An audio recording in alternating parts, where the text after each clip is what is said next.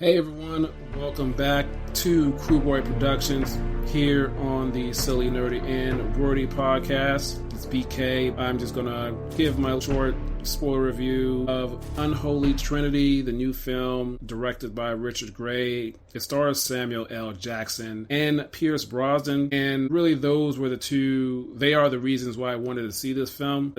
This was an okay film. This film was set in 1888 in Montana, so it's a bit of a Western. Interesting choices this film made. This had multiple storylines going on as opposed to one overarching, like three different storylines. The main storyline is this guy starts off with his father. He goes to this prison and he's going to see his father get hanged, and his father tells him, go correct my wrongs, and he was framed, and so he goes to this town to kill this sheriff, and the sheriff he ends up trying to kill is already dead, and then a lot of stuff ensue, and his father apparently did a lot of bad things in that town, and so people are after him for the wrong reasons, and then he gets into a scuffle and has to defend himself, and it ends up being one of the brothers in the town ends up being dead. So that's just one storyline. And then the other storyline where Samuel L. Jackson's character is looking for gold from that father that died early in the film. He's looking for it and he's manipulating people within the city.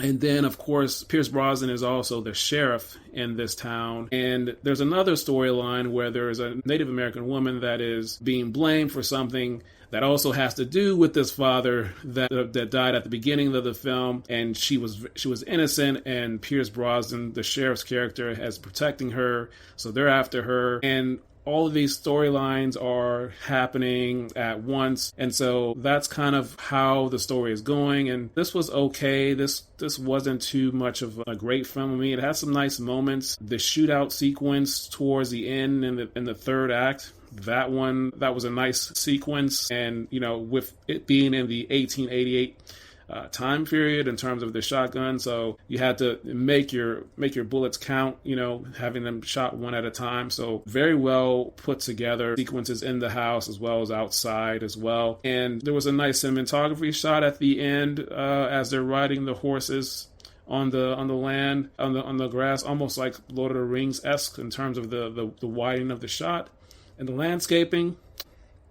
That's pretty much it. I mean, technically, I don't really have too much to say about it. So this film was okay. It didn't really work for me. Didn't really get me excited, but this is something different. So if you want to see something in a different time period in terms of horses and buggies and shotguns, and a bit of a Western, so this may be for you. And then also an interesting choice where they had some of the characters in this Western having Irish accents. So not sure about that choice. They did explain it a little bit, but still having, Irish accents in a Western, that's, a little different, but choices were made. Mainly I saw this for Pierce Brosnan and Samuel L. Jackson. So not much else technically. I don't have too much to say about this besides what I've already said.